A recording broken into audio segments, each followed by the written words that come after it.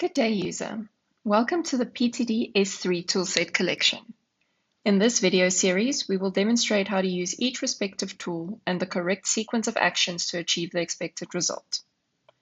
Building block 3.4 is the role-based competency assessment element. To achieve the requirements of this building block, the main question this tool aims to answer is the following. What skills are the cohort missing?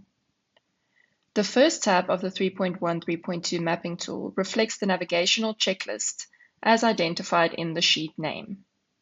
This tab contains various icons that link to different sections of the tool corresponding to each step of the S3 process. As a reminder, the files that form part of the S3 toolset need to be in the same folder. You can click on number 8, Identify Skills Gap. Clicking the button will result in the 3.4 Skills Gap Analysis tool opening. Please do not close the 3.1/3.2 tool or the 3.4 tool. Clicking the button will result in the 3.4 Skills Gap Analysis tool opening.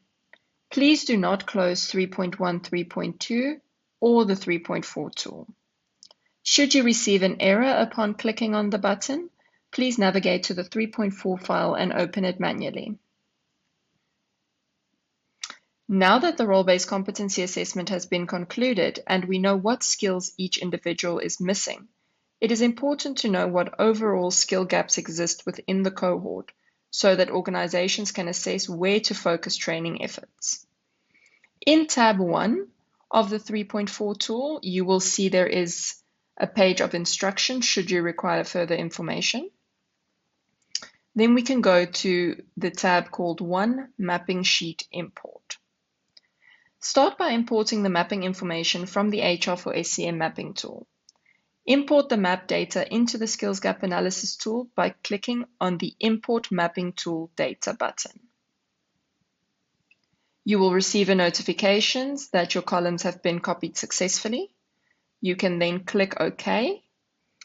Navigate back to the tab called 1 Mapping Sheet Import and verify that the data was imported correctly. Step 2. Once the data has been successfully imported, click on the Generate Rubric for Mark Input button. Two pop-ups will appear. One that indicates the start of the rubric generation, and one that will indicate the end of the rubric generation. You can then click OK. The input file will generate a rubric that the examiner can use as a template to fill in the results from the role-based competency assessment that was documented in building block 3.3. Now that you have navigated to the rubric sheet, you can use the information previously documented from the role-based competency assessment to fill in the rubric. The examiner will note down how many questions per skill an individual answered correctly. Please note the examiner will be able to see the person's name, their employee code, and the skill code in the rubric. After the marks have been entered, you can navigate back to 1 Mapping Sheet Import and click on the Generate Skills Gap Analysis button. Wait for the Skills Gap Analysis to be completed. You will receive a notification and then you can click on OK. This process will analyze which skills and competencies are lacking within the cohort for which the analysis is being performed. The results here are shown using a traffic light system, showing the results in red, yellow, and green for prioritizing skill development efforts based on these analysis results.